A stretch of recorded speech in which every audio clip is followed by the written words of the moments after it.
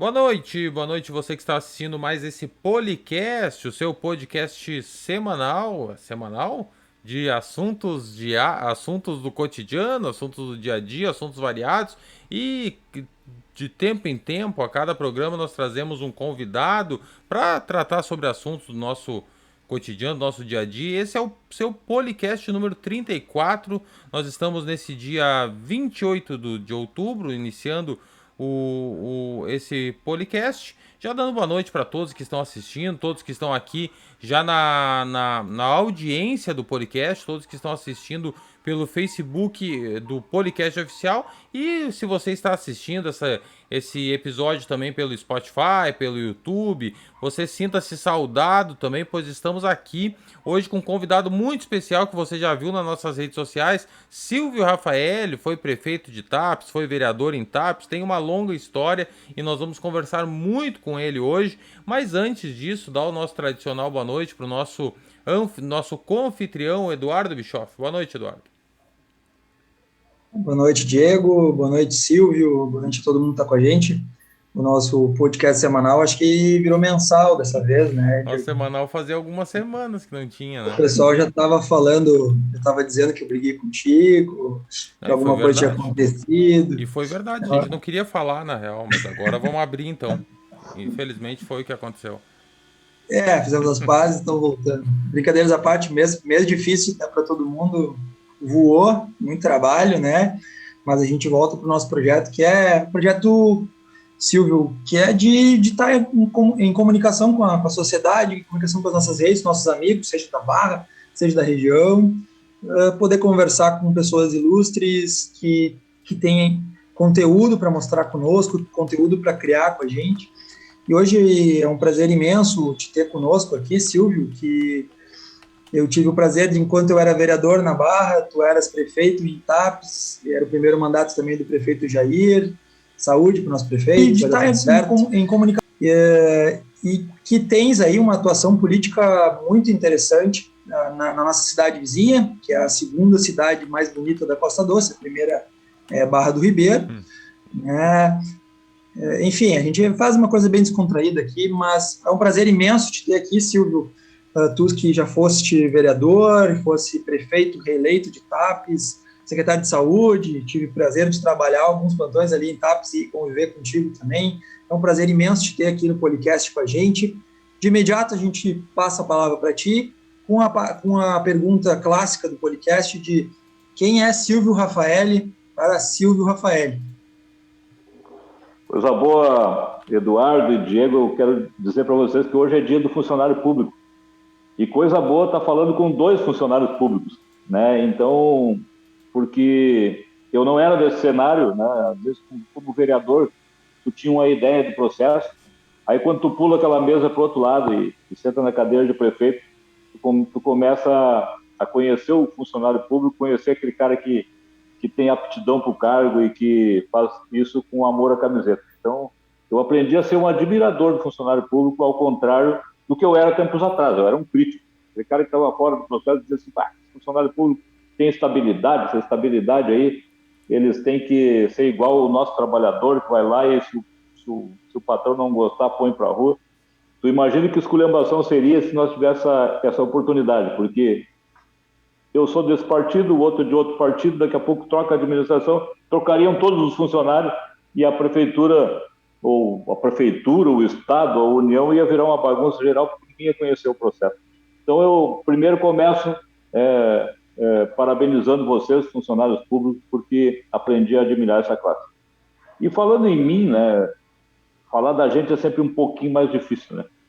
Mas eu sou um descendente de italiano, né? Nós estávamos conversando antes aí que a tua família veio para Barão do Triunfo e ali se espalhou, né? Tem parente aqui também, e eu tenho na Barra, eu tenho em Guaíba, eu tenho em Porto Alegre, tenho em Santa Catarina. Os Rafael vieram para Barão do Triunfo também. Talvez tivesse vindo na mesma viagem, né, com a promessa da terra prometida, e vieram para Barão do Triunfo e dali se espalharam. E a nossa turma veio aqui para Tapes, para Várzea, aqui, cultivar arroz, né? Meu avô veio aqui, descoberto por um grande fazendeiro da época, meu avô plantando arroz no meio toco de eucalipto. Para te ter uma ideia, eles moravam ali no interior do Cerro Grande do Sul, um pouquinho mais para baixo, a Raia do Ipê, e ali o meu avô saía de lá com o irmão e vinha plantar arroz num cantinho que alguém deu para ele produzir para a família numerosa, e ele plantando arroz no meio de toco de eucalipto ali, e um fazendeiro que foi visitar um parente, viu aqueles loucos lá, né, trabalhando no meio daquele lugar ali, inóspito, enfim, quase plantando arroz de inchado. E ele, quem é esses loucos aí? Isso é um pessoal lá de cima que está trabalhando aí. Convidou o meu avô para vir para a Várzea, e aqui o meu avô veio com a família numerosa, que eu já disse, e o meu pai, meus tios, começaram a vida deles empreitando lavoura de arroz para lavrar com boi, entendeu? Lavrar com juntas de boi. Então eu me criei no meio da lida, peguei um finalzinho daqueles ainda do trabalho braçal ali, chegava do colégio e ia para a lavoura, faceiro com um litrinho de café ali para ajudar o pai e tal. O pai me dava uma pá um pouquinho menor, né? Ontem nós estávamos lá no evento da Federa Arroz, que estava entregando as pás que não puderam entregar no ano passado. Eles têm uma pá bonita lá que eles entregam para a pessoa que se destaca. E eu estava olhando aquela pá e me lembrando, o pai me deu uma pá, a pá de porte de lavoura é grande. E ele me deu uma meia pá, que é o tamanho que eu podia carregar, muito magro, eu não tenho um físico muito grande hoje, imagina naquele tempo, era um caniço que pegava uma pazinha ali e ia para a lavoura com uma felicidade tamanho. Daí, a partir desse momento, cara, eu estudei até um certo ponto em Porto Alegre, não me adaptei com Porto Alegre, não fiquei nem um fim de semana lá e vinha para a cidade mais bonita da região, que é a Tapes, né? Em segunda, a controvérsia vem, né? Porque Tapes e Barra é muito parecida, um fica mais bonito de vez em quando, o outro fica mais bonito depois, mas nós temos uma característica muito parecida das duas cidades. Eu vinha todo fim de semana para Tapes e acabei indo para o comércio depois, fiquei gerente de vendas Chevrolet por um bom tempo, acabei trabalhando longe, Santo Ângelo, e vinha ver a família de 15 em 15 dias, para te ter uma ideia como a gente passa trabalho na vida. E graças a Deus a gente tem família, 2 filhos, Marcelo e Roberta, que tem 3 netos hoje já, 2 de 4 anos e uma pequena de 9 meses. E entrei na política por acaso. Um dia, plantando aí, já voltei para a lavoura, vim para o setor plantar arroz de novo. Voltei para a lavoura. Entrei numa crise, 99 para 2000. E aí começou os movimentos de estrada, que aí tem companheiros aí que ombrearam conosco essa luta aí da Barra do Ribeiro aí. Há pouco estava falando aí do Luciano Ribeiro, no Juarez Chinoff, nos Laucas, essa turma toda aí ia conosco para a beira da estrada, ia atacar caminhoneiro e convencer o caminhoneiro que tinha que parar para nós conseguir ter preço no nosso arroz, e não era uma tarefa fácil. E aí, num dia, numa reunião dessas em Cachoeira, o presidente da Federa Arroz, na época, disse o seguinte: vem cá, quem é que tem aptidão aí para a política?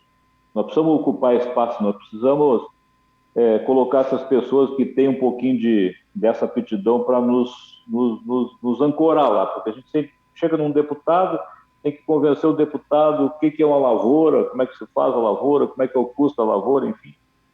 E lá eu me lembro que nessa reunião 2 pessoas levantaram o dedo. Uma fui eu e outra foi o Ragusoni de Dom Pedrito, que foi vice-prefeito só um mandato.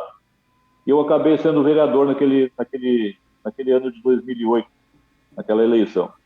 E ali se passaram 4 anos, chegou na eleição para prefeito, o nosso candidato aqui acabou não concorrendo e chegaram no meu nome. Eu concorri, uma eleição muito difícil, e acabei me elegendo. Depois, reeleição natural. E aí vem a ideia inicial lá do presidente da Federa Arroz, de ocupar espaço. Eu acho que eu tentei fazer aquilo que ele desenhava.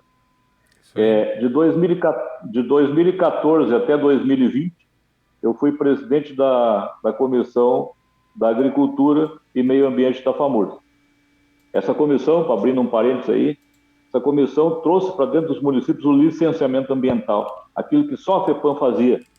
Então nós tivemos discussões ferrenhas, na época com os técnicos da FEPAM, com os técnicos do meio ambiente, era a briga de tu entrar para a reunião e a reunião não terminar, cada um ir para um lado e tentar a reunião na semana que vem.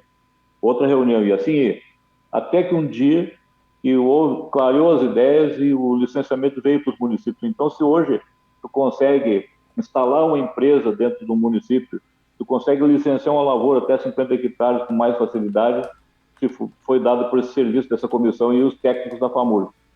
Então, e outra, existem duas câmaras setoriais, a Câmara Setorial Estadual do Arroz e a Câmara Federal. Com a FAMURS, eu representei essa Câmara Estadual até 2020.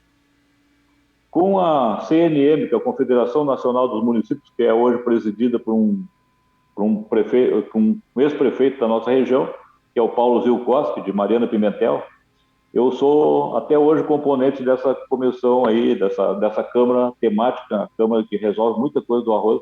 Eu sou componente pela CNM, aí eu não preciso estar prefeito para ser.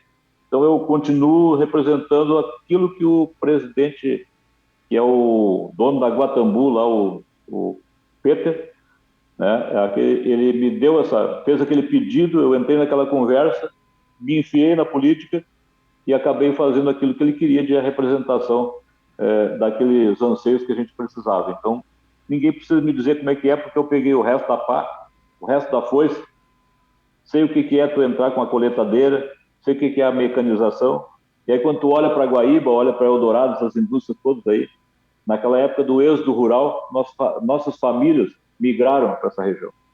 Então, Guaíba, guaibenses só os mais novos, porque os mais velhos vieram de Camaquã, de Barra do Ribeiro, de Tato, de Sertão Santana, de Encruzilhada do Sul, oriundos da lavoura manual, que acabaram migrando para Geral, Fitesa, Olvebra, Sur, naquela época, Borregar, que hoje se chama CMPC, era Borregar, primeiro que começou ali. Então, um breve resumo da minha vida ali. É uma história, né? É uma história, né, Silvio? A gente sabe que essas idas e vindas da política e principalmente do núcleo, né, a qual tu te identifica, como tu falasse, tu bastante identificado com a agricultura, com as lidas da parte mais agro, né? E porque tu tem, além do conhecimento teórico, tem a prática, como tu disseste, né? Tu sabe bem o que é, o que não é, como é que faz, como é que não faz. Tu falaste uma expressão ali no início que tu falou assim, quando ainda falava dos funcionários públicos, eu vim para esse lado da mesa, né? Hoje, de tarde, eu falava com um companheiro teu, o Alexandre Medeiros, a qual já mando um abraço aqui, que é o nosso, quem intermediou esse nosso podcast de hoje.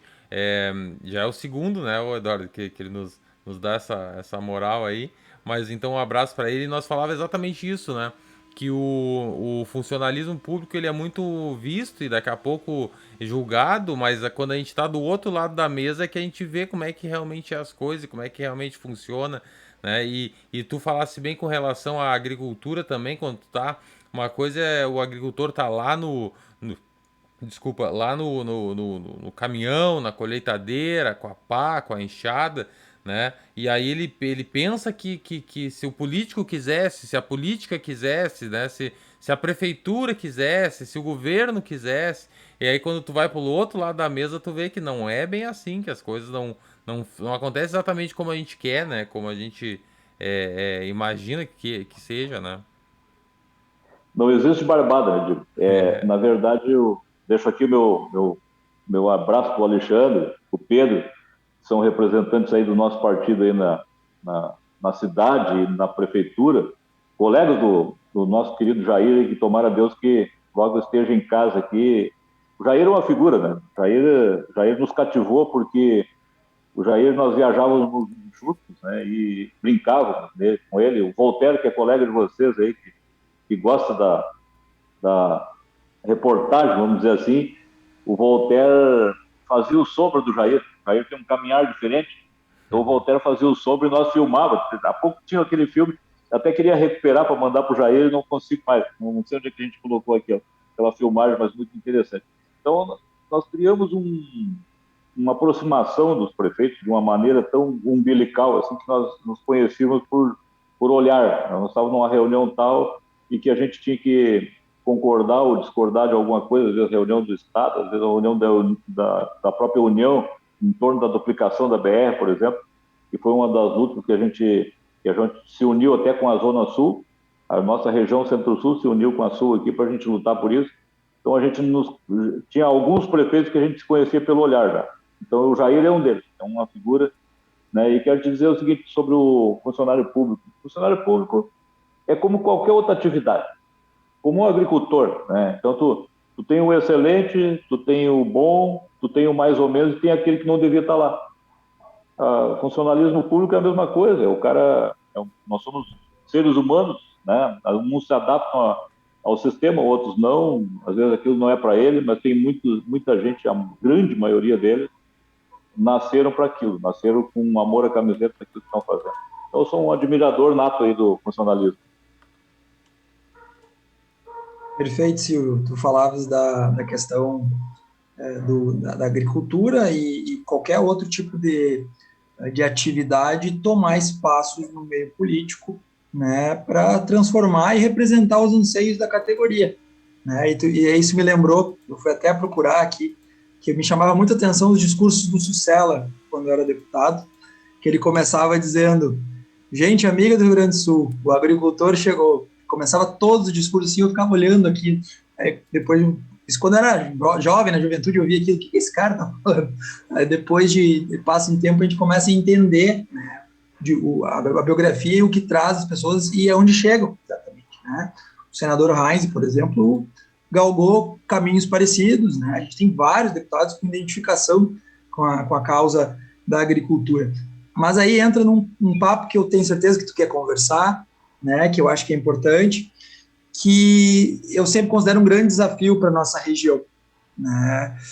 Veja bem, há muitos anos, a nossa região, se a gente considerar a Costa Doce e, porventura, até a Centro-Sul, há muitos anos a gente não elege um deputado, né? Um deputado estadual, um deputado federal. Hoje, nós temos o Marcos Vinícius, aqui de Sentinela, né, que está atuando como deputado, é um suplente do PP, chegou a assumir cadeira,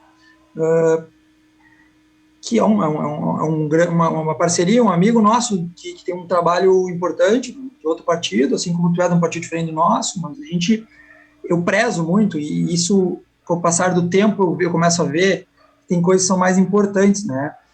E aí eu vejo o desafio, Silvio. Como conseguir unir uma região para que todos da região, Barra do Ribeiro, Guaíba, Sentinela do Sul, Cerro Grande do Sul, Chuvisca, Dom Feliciano, Cristal, Camaquã, Arambaré, toda essa turma, Sertão Santana, enfim, toda essa turma vote em pessoas da nossa terra, né? Apoiem pessoas dessa terra. Eu pergunto porque a gente sabe, né, Silvio, e tu não esconde ninguém, tu és pré-candidato a deputado estadual, e já manifesto aqui o meu apreço e meus votos de que tu consiga galgar sucesso, mas como nesse cenário tão difícil, de eleições tão competitivas, uma região que historicamente não se une, como conseguir unir essa região em torno de um nome, de dois nomes? Tu sabe que é um desafio muito grande, que a gente se propõe, né, e às vezes se depara com esse desafio assim, tu acorda e se belisca para ver se tu vai entrar numa briga dessa mesmo, tu sabe que vai ser difícil. Mas é os desafios que nos movem, isso eu te digo, os grandes desafios, vamos dizer assim. E eu fiquei nos 8 anos, né, nos 8 anos de prefeito, eu fiquei por três vezes presidente do consórcio. Eu me joguei, é um sacrifício a mais, porque tu joga para um, joga para outro, é a tua vez o ano que vem, eu não quero. Tu vai para o outro, eu também não quero, estou com problema na minha cidade, todo mundo tem um problema. Não querem assumir, às vezes, o consórcio, porque o consórcio é uma outra prefeitura, é um outro TCE em cima, é câmaras de vereadores de todos os municípios fiscalizando, e é também o Ministério Público muito fortemente. Então, o pessoal normalmente não quer. E no primeiro ano que eu fui eleito, 2013, o prefeito de Dom Feliciano era o presidente do consórcio. Por que eu quero contar isso? Ele acabou não terminando, ele foi cassado no início do mandato, e aí aconteceu o seguinte, eu achando que tinha experiência política, liguei para um ou dois ali e disse, olha, nós temos que colocar o João Carlos Machado, que é o mais experiente e tal. O João Carlos, muito mais hábil do que eu, já tinha conversado com todos, quando chegou na hora da reunião, se uniram lá e colocaram o meu nome e bateram o palmo, não me deixaram nem chance de eu dizer assim, não, vou pensar, não, foi na hora, sabe, um negócio muito louco. Quando eles estavam fazendo isso, a minha cabeça começou a rodar e eu digo, não, mas para o consórcio funcionar, Camaquã tem que estar no meio. Camaquã não queria usar o consórcio. O consórcio estava desacreditado. Eu fiz um desafio para eles. Olha, por isso que eu vou falar no desafio. Eu digo, olha, se vocês me apoiarem e Camaquã entrar para as compras do consórcio, eu aceito o desafio. Caso contrário, não tem como nós, que somos cidades pequenas, tocar um consórcio onde o município mãe, que aqui em Camaquã tem um consórcio localizado, não entra para dentro do processo. E mais uma coisa, João Carlos, eu preciso de uma pessoa que eu tenha confiança nela e que eu conheça. Que tem uma professora lá que é tua professora, se tu me ceder ela para tocar o consórcio, eu assumo. Está feito. Bom, a partir daquele momento o consórcio teve um pós aquele dia. Teve um antes e um depois. E nós começamos a galgar aquele consórcio ali. Eu fiquei em um outro mandato. E aí, quando chegou na hora da eleição, agora 2020, como nenhum outro podia, todo mundo ia concorrer e outros, enfim, acabou eu ficando localizado, encerrando o meu mandato com a prefeitura, com a Secretaria de Saúde e o consórcio. E ainda estoura a pandemia. Tu imagina como fazer.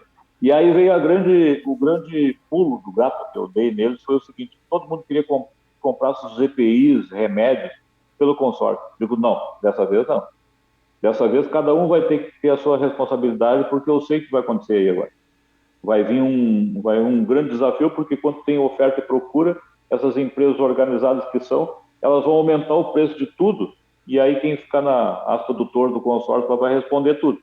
Eles queriam comprar respirador, eles queriam equipar o hospital, tu imagina que confusão ia ser. E cada um respondeu pela sua prefeitura, não compramos nada pelo consórcio. A única coisa que nós fizemos pelo consórcio foi comprar o álcool gel, não foi comprar o álcool gel, uma parceria com o IFSUL, onde nós compramos a matéria-prima, os embalagens e os produtos para produzir o álcool gel, e ali saiu o álcool pela uma terça parte que nós estávamos pagando no mercado. Então, só isso que nós fizemos pelo consórcio. Então, ali eu escapei, vamos dizer assim, dessa coisa que poderia ser uma armadilha. E aí, vamos para o desafio do processo da pré-candidatura. O meu partido escolheu uma pessoa, ofereceu essa pessoa, pelo menos do Cristal até Guaíba, de ser um só. E embora que a única dúvida que tem ainda é São Lourenço, porque lá em São Lourenço tem uma dúvida do prefeito ou do filho dele quererem ir. Mas lá é mais região sul. Eu sempre digo que a nossa região se separa, né, ali na região de Cristal, tem o Rio Camaquã. Eu considero a Centro-Sul. Aí espichamos até abaixo da ponte ali, até Eldorado. Essa é a nossa região. Eldorado está no consórcio da Carbonífera, está mal localizado. Ele devia ser nosso, mas está na Carbonífera. Então, nós estamos delimitando a região desse jeito e espichando um pouquinho, indo até Encruzilhada, passando por Barão do Triunfo, nós temos aí coisa de 124 mil votos válidos. 124 mil votos válidos elege, em teoria, 4 até deputados, se todo mundo separasse para votar certinho, né? Como não tem essa organização, tomara Deus que saia 2. Tomara Deus que seja 2. Quando eu digo que o Marcos Vinícius está eleito e ele tem uma chance agora maior porque está exercendo a função, mas também não é seguro, porque logo em seguida o partido dele já tem o Reis, que falou aí como pré-candidato, talvez saia, eles vão ter que sair antes do governo, vem aquela loucura dele de novo, ter que sair para a estrada, e nem, se Deus quiser, eu vou ir o ano que vem. Então, mas eu sempre digo, sempre falo bem, porque ele é realmente uma boa pessoa, é uma pessoa capaz e talvez nós tenhamos a chance de ombrear junto isso. Porque um partido só não elege, nós precisamos de votos dos outros partidos. Esse é o desafio maior. E ainda vem, como tu falou aí no nosso amigo social, o jeito bonachão e amigo aquele dele ali, ele capta voto em tudo que é região, né? Ele vem daquele jeitão dele. Então tem esse desafio dos caras de fora, esse aí é de Tapejara, por exemplo, vem aqui, pega o nosso voto, leva para lá e automaticamente, onde ele vai aplicar, ainda que pouquinho de emenda que ele tem, que inventaram o ano passado, e aí eu quero chegar nas emendas individuais depois, ele tem 1 milhão de emenda por ano. Eu acho que ele vai aplicar na nossa região aqui, vai repartir, claro que ele vai botar na região dele. Então, nós temos um desafio maior ainda que eu quero jogar aqui, que um de nós tenha coragem daqui a 4 anos, na outra eleição, e a federal. Aí sim, ainda com o simbolismo dessas emendas individuais, são 16 milhões por ano, entendeu? Que pode ficar aqui na nossa região. Aí nós teríamos um diferencial na saúde. Por exemplo, nós temos um hospital regional de Camaquã, nós temos um hospital em Guaíba, tem um pequeno pronto-atendimento, que eu acho que o prefeito agiu muito certo de ser pronto-atendimento, como é o nosso, porque eu acho que nós temos que fazer a regionalização da saúde. Então temos desafios aí imensos, mas é aquilo, né? Tem que remangar as mangas e começar a correr, dizer que é pré. E como é que tu vê, uma coisa que me ocorreu agora quando tu falava, e como é que tu vê o cenário político, claro, projetando já o ano que vem, né? Não adianta dizer o cenário agora, cenário o que nós estamos vivendo e que vão viver até o ano que vem. A gente nunca teve uma politização tão grande, né? O povo tá muito politizado, assim, pessoas que nunca falavam em política agora estão falando, pessoas que nunca se posicionaram com relação à política agora estão se posicionando. Esse é o fenômeno que iniciou em 2018, né, 2017, por aí, e agora ele ainda prossegue com muitas pessoas que se mantinham como em 2017, 2018, outros se arrependeram, mudaram, enfim, mas a politização ela persiste. Ela persiste. E aí eu te pergunto, nesse cenário em que nunca se falou tanto de política, nunca se falou tanto do comportamento do homem público, do homem que está se candidatando, né? Nunca se falou tanto, talvez até de nomes, né? Porque a gente falava, deputados, senadores, não, agora a gente fala fulano, a gente citou aqui meia dúzia ou mais, né? De pessoas que são CPFs que estão se colocando à disposição da comunidade para galgar um cargo público. E eu te pergunto, como é que tu vê esse cenário, não do lado do político, mas do lado das pessoas, da comunidade? Eu acho que ainda nós temos, Diego, um desafio muito grande. Eu acho que o desafio é puxar o jovem para essa conversa. Tu sabe que teve uma eleição da FAMURS, quando entrou o prefeito de Palmeiras das Missões, eu ia disputar com ele essa eleição. Era eu, ele, nosso partido, era o ano do PDT, e aí tinha eu, ele e o prefeito de Gentil. E aí acabou porque eu desconfiei que o prefeito de Gentil estava sendo trabalhado muito fortemente por fora, e eu cheguei numa reunião em Santo Ângelo, estava todo uma chuvarada do cão, e nós sentamos numa mesa lá, na Fenamilho, e eu disse para eles, olha, Dudu, nós vamos te eleger, eu vou abrir mão agora da minha candidatura aqui, mas quero compromisso dos 3 deputados aqui, 1 estadual e 2 federais, que eu quero entrar para a executiva do partido. Porque o partido, eu acho que tem que sofrer uma certa mudança. Qual é a mudança que tem que ter? Tem que ter abertura. Isso aqui que nós estamos fazendo do podcast aqui, ou dos podcasts que eu tenho participado e tenho visto a discussão ser transparente, nós estamos aqui nos mostrando, não sei quem está nos vendo. Então a gente está falando aqui abertamente, e isso eu quero para o partido, eu queria para o partido. Aí veio a pandemia, mas antes da pandemia não houve mudança no cenário do partido.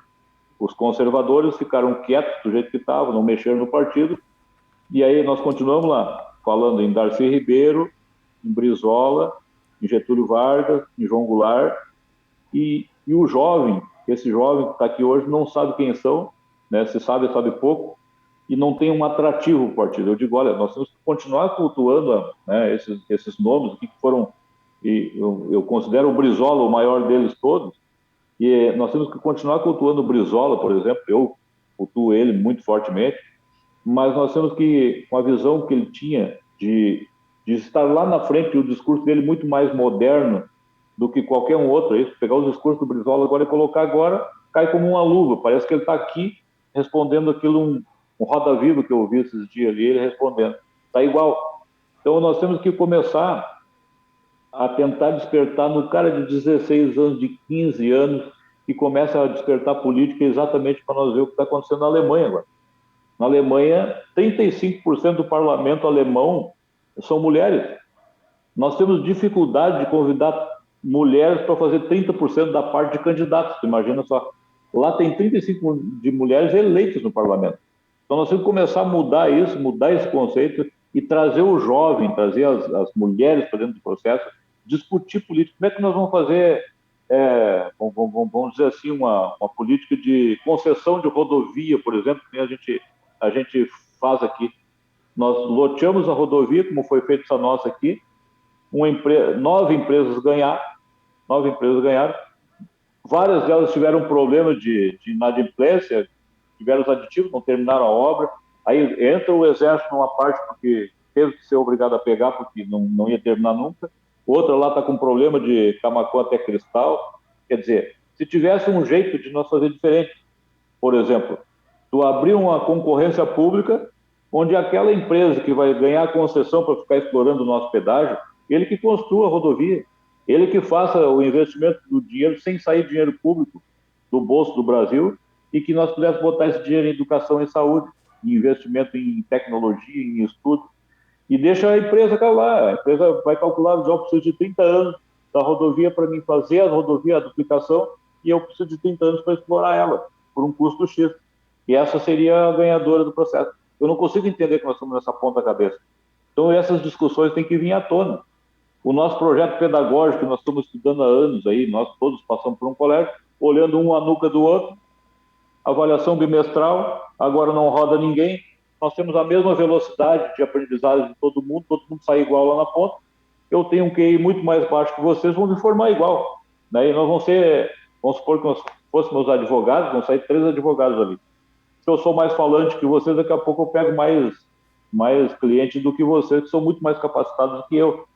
Então, eu acho que nós temos que mudar os conceitos, né? E só através da política. Pode saber que é uma caneta de um político lá que vai mudar isso. E nós temos que aprender a gostar da política. Nós temos que aprender a entrar para dentro do processo e nós despertar isso nos jovens que a gente não está conseguindo despertar. Tu vê muita gente falando, mas é uma política que está, vamos dizer assim, ancorada aí numa briga entre extrema-direita e extrema-esquerda, e está ali, né? Então a discussão está muito nesse polo. Eu acho que nós temos que aprender a discutir o contexto mais generalizado aí para nós poder atrair gente. O Silvio falou uma coisa certa. A gente tem que trazer o jovem para falar de política, mas da forma correta, né? Porque a gente tem visto tanta anomalia acontecendo por aí que é incrível, né, Eduardo? Não, eu concordo plenamente. É um desafio gigante, né? Um desafio homérico de tentar transformar a sociedade, e a gente sabe que transformar a sociedade só se faz por meio que é por meio da política. Não adianta. Quem vai ter a caneta, quem vai poder imprimir as mudanças, sejam positivas ou negativas, é quem tiver no poder, né? Se alguém se omitir, outro vai pegar e vai assumir, e não adianta, entende? Tudo é feito por base da transformação por meio da política, isso não há dúvida. Eu sou mais de esquerda, eu sou mais de direita, eu sou mais de centro, sou mais de... Enfim, vamos respeitar as posições, vamos sentar, vamos dialogar e vamos chegar no bem comum, vamos chegar na maioria, na democracia. Mas hoje, falou muito bem o Silvio e o Diego já tinha comentado, a gente vive um mundo extremamente polarizado, em que muita gente se mostrou mais politizada, entre aspas, mas de fato não está politizado como se deve, pelo menos na minha concepção, né? E não consegue sentar e conversar, não consegue, né? E entrando nisso, Silvio, deixa bem claro, eu sou entusiasta de quem for vir a ser a nossa terceira via, falando do governo federal, né? Mas a cada dia que passa eu começo a ficar mais cético sobre a possibilidade dessa terceira via ser real, ser sólida e poder, de fato, tirar a extrema-direita, que não sei se é bem extrema-direita ou se é mais um fascismo, de certa forma, e também a extrema esquerda, que não é extrema esquerda, talvez seja uma esquerda mais acostumada a fazer o jogo político com o centrão, aquela coisa toda, como está acontecendo agora. Né? Eu não vejo assim como extrema esquerda, extrema direita, mas vejo extremismo na discussão. Né? E eu sou entusiasta, Diego também, de que alguém consiga representar o nosso país, representar a nossa gente e pacificar esse país. O PDT, a gente sabe, tem a terceira via, de certa forma, foi a última eleição, o Ciro Gomes, governador, ex-ministro, que galga hoje novamente ser a terceira via. Isso a gente já fez essas perguntas para outras pessoas que estiveram conosco no podcast, o deputado Edson Brum tem uma opinião, outros deputados e outras lideranças que acreditam, que não acreditam, um nome, enfim. Mas como a gente pode, Silvio, conseguir consolidar essa terceira via na sociedade, justamente, talvez, com esse público que tu falas, os jovens que não estão fazendo política, que não estão participando da política, ou com a população que está descrente, que acreditou num projeto e ficou descrente, ou que ainda acredita num projeto antigo, acredita no atual, mas deixou de mão. Como unir essa turma em torno de um projeto, em torno de um nome, e se isso realmente pode vir a acontecer, na tua opinião, Silvio? Eu vou te responder fazendo uma metáfora aí. É tipo assim, o município é uma célula pequena, ainda mais os nossos, que são municípios pequenos, mas são mini Rio Grande do Sul e mini Brasília, vamos dizer assim. Tudo que acontece lá a nível federal, acontece de pressão também dentro do próprio município de uma forma parecida, né? Então, eu assumi um governo e vou dizer assim, vou jogar tudo para o cara que estava antes de mim. Aquele cara deixou a prefeitura quebrada, então eu entro brigando e dizendo que aquele partido destruiu o Brasil, né? Tô falando como se fosse agora o partido que está no governo federal. Tudo é culpa dos outros, nada é culpa deles, né? Agora ainda veio a pandemia e vão jogar para a pandemia que a culpa de tudo que está acontecendo da inflação é a pandemia ou estão dizendo até que é do fecha. O Brasil nunca fechou. O Brasil não teve aquilo que os outros países fizeram de fechamento geral. Nós tivemos aqui fingimentos de fechamento. Porque tu sabia que tu deixava a porta da loja aberta com a mesa na frente e até tu fazia o olho grosso fazia vista grossa porque lá tinha o álcool gel, tinha a máscara, a pessoa entrava para dentro da loja, saía, não era ali que estava se contaminando. A contaminação nossa era diferente, estava se dando em casa, nas visitas daqueles pessoal que achava que estava de férias, fecharam o frigorífico, o cara veio visitar a família, contaminou não sei quantos. Então eu quero te dizer que o Brasil hoje está numa inflação já de 2 dígitos. Uma inflação de 2 dígitos, gasolina a mais de R$7. Logo em seguida vai estar R$10 a gasolina. Aí tu olha o gás de cozinha, o pessoal indo para o fogão a lenha de novo porque não tem dinheiro para comprar gás. Nós estamos voltando ao tempo antigo aí nesse cenário. Então eu acho que isso tudo, essa configuração econômica ainda que a gente está vendo, isso vai mudar muito até chegar na eleição do ano que vem. Vai vir ajuda emergencial, vai furar o teto de gasto, vai. Se ele não fizer isso, aí ele cai em descrédito mesmo, então ele vai ter que fazer.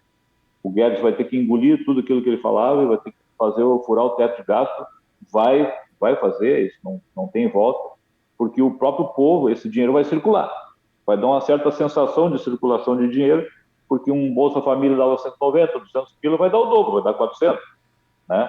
Essa ajuda emergencial que veio na pandemia, que também ia beneficiar um Bolsa Família que ganhava R$200, chegou a 1.200. E esse dinheiro circulou dentro dos municípios de uma forma espetacular, que 2020 foi superior a 2019 no comércio. O comércio vendeu mais em 2020 do que 2019. Isso tu pode perguntar para quem é lojista, perguntar para aquele cara que vende celular, que vende roupa, que vende, enfim. Houve uma melhora nesse cenário, embora com a porta meia fechada. Então não teve o fechamento geral. Então, aí fazendo essa metáfora aí e comparando com o município, eu creio que ainda não se moveu as pedras no tabuleiro aí. Está polarizado? Tá. Lula e Bolsonaro. Mas só que o custo de produção, por exemplo, nós entrando na lavoura hoje e falando, não tem um produto agrícola hoje que tu esteja plantando que o preço de venda esteja maior que o preço de custo. A ureia que custava dois mil reais, que era menos de 2 mil reais, está 5 mil hoje. E pior, não tem para entregar. Tem lista de espera. Tu não consegue comprar a ureia para fazer o teu produto.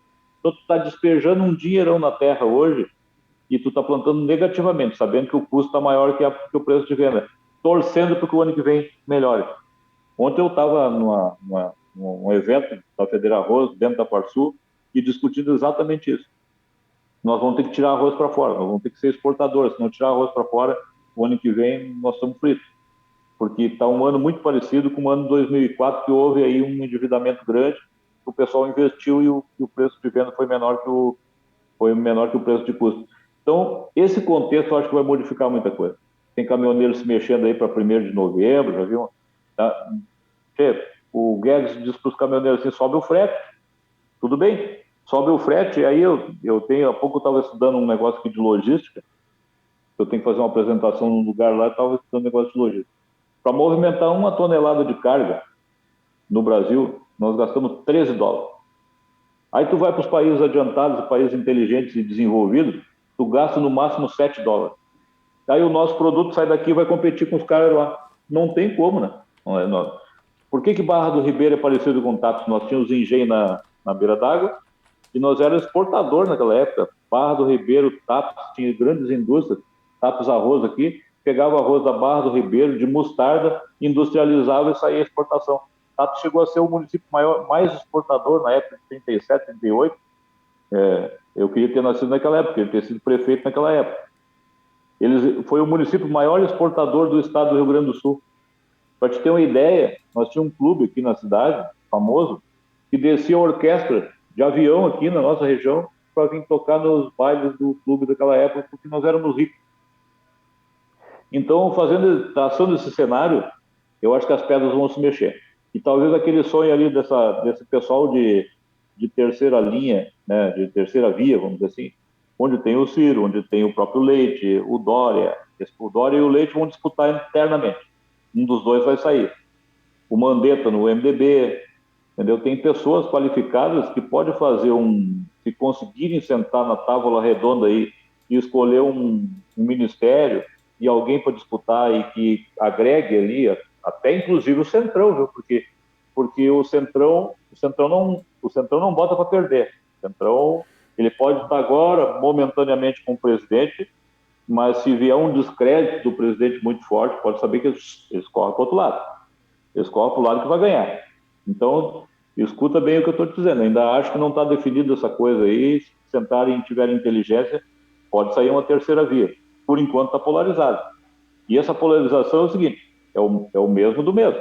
Né? O mesmo plano econômico, o mesmo beneficiamento para o setor financeiro, e o resto está se ralando. Eles falam que a gente quer ouvir, mas age como o governo que estava, entendeu? Ele só fala o que a gente quer ouvir. A gente aplaude lá, fica faceiro, mas tu vai lá no pega para capar, os insumos nossa altura aí com dólar alto, o custo subindo, gasolina desse jeito. Gasolina baliza tudo, porque a gasolina e óleo diesel é os fretes, né? E é o produto que chega na nossa mesa, é o produto que sai. Eu estou assustado porque talvez a gente venha aí um período muito difícil de ser resolvido o ano que vem.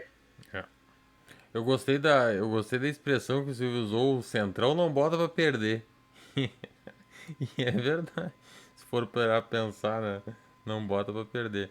Mas, queridos colegas e amigos, estamos chegando ao final do nosso programa, né? O nosso podcast de hoje, já se aproximando do final. Nós gostamos de terminar sempre em torno de 1 hora, porque é o tempo que fica bom ali no Facebook, depois vai para o YouTube, vai para as outras redes sociais, né? E daqui a pouquinho a gente já está se aproximando desse horário. Por isso já quero encaminhar para as falas finais já, mas de imediatamente eu quero agradecer ao Silvio pela participação, por ter aceitado estar conosco, dividir um pouco do conhecimento, da experiência dele conosco, que foi de grande valia. Eu tenho certeza que vai ecoar aí ao longo dos dias, das semanas e dos tempos essa fala dele, que eu tenho certeza que corrobora com a história dele, com o que ele tem já vivido na cidade de Tapes, na região e em toda a sua representatividade. Quero passar agora então para o Eduardo Bischoff, ele faz a última fala dele, depois a gente encaminha para o nosso convidado fazer essa última fala. Eduardo. Perfeito, Diego. Bom, primeiramente agradecer ao Silvio por prontamente atender nosso convite, estender um abraço aí para o Xande e para o Pedro Rocha, são grandes amigos e parceiros nossos, e também teus companheiros na nossa cidade.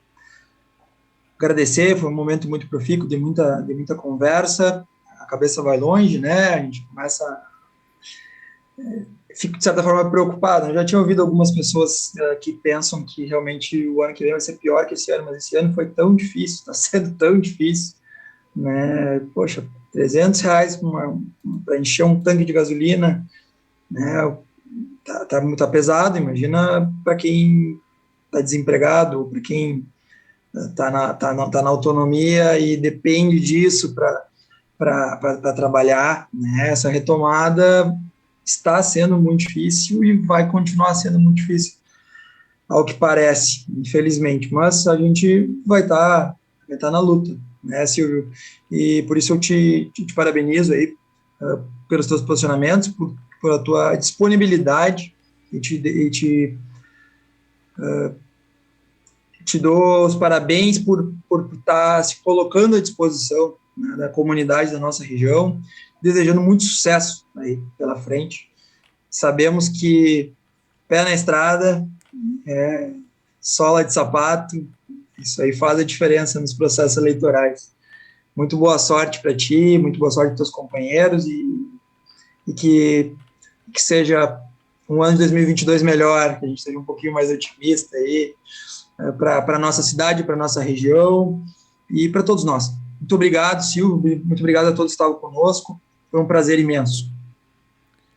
Tá bem, eu que agradeço o espaço, Eduardo e Diego, e dizer para vocês que é dessa forma, tentando colocar nossas ideias, que a gente pode chegar em cada lar das pessoas, né? Por enquanto, uma pré-candidatura, e ainda tem esse viés de dificuldade aí, mas a gente vai trabalhando, e dizer para vocês que temos que ter esperança, porque nós somos um país agrícola, né? Um país agrícola onde no estado do Rio Grande do Sul, mais do que nunca, né, o 70% do arroz e abastecimento do mercado interno é do Rio Grande do Sul, o Rio Grande do Sul é responsável por isso. Talvez a gente sinta um pouquinho menos do que o resto, porque nós temos comida aqui, nós temos gente que trabalha, gente que produz, e que dinamizou esse país inteiro. Se Deus quiser, nós vamos ter um ano difícil, eu acredito, mas a gente trabalhando vai dar certo. Eu acho que tinha que parar esses aumentos, né? Parar esses aumentos de gasolina, esse aumento de diesel, tinha que mudar a política da Petrobras, fazer o preço de custo para nós tentar aqui, pelo menos, equalizar isso internamente. Porque o preço do mercado futuro no combustível adianta para a Holanda, lá para Roterdão, onde é desenhado isso. E os acionistas, né, estão ganhando muito dinheiro e nós pagando a conta aqui, porque isso impacta em tudo. Tomara a Deus que tenha uma clareza, eu torço sempre para o governo, seja ele quem for, que partido for, para que dê certo, nós estamos no mesmo barco, né? E aí, se tiver que disputar, beleza, disputar a eleição de igual para igual, muito melhor. Não é nós desgastando um presidente, por exemplo, que nós queremos tomar o lugar dele. Não, nós queríamos que o país estivesse tão bem que nós tivéssemos dificuldade de tomar esse país. É a mesma coisa na eleição municipal.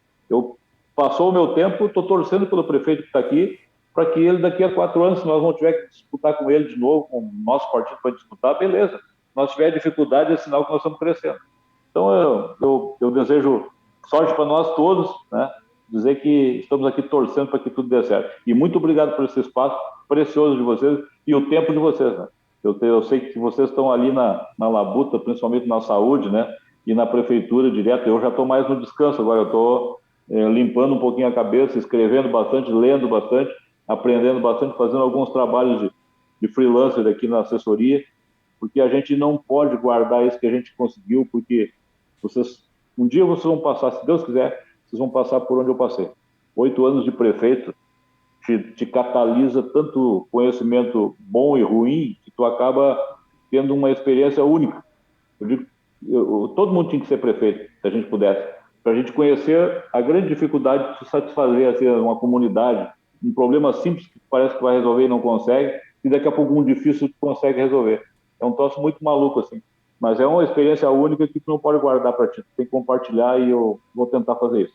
Um grande abraço Isso para vocês aí. dois aí. Muito obrigado, Silvio. Muito obrigado, Eduardo. Muito obrigado a todos que assistiram esse podcast. Muito obrigado a todos que estão compartilhando nas nossas redes sociais esse programa. E você pode assistir ao longo das semanas, ao longo do período, no Instagram, no YouTube, no Twitter e todas as demais redes sociais. Todos são Policast Oficial. Você chama lá e busca lá e assiste o nosso podcast. Fala, Silvio. Diego, eu não podia encerrar sem dar um abraço no meu amigo Borghetti, um Ah, amigo uma pessoa que até faleceu já, nos aproximou, e eu trouxe o projeto do Borghetti para cá. Tapes foi a quarta cidade a entrar nisso aí, e eu descobri ali um amigo. Então, saudade da Heineken dele aí, porque é ali que foi a última aglomeração que a gente se reuniu, foi aí no dia do Dourado na Brasa aí.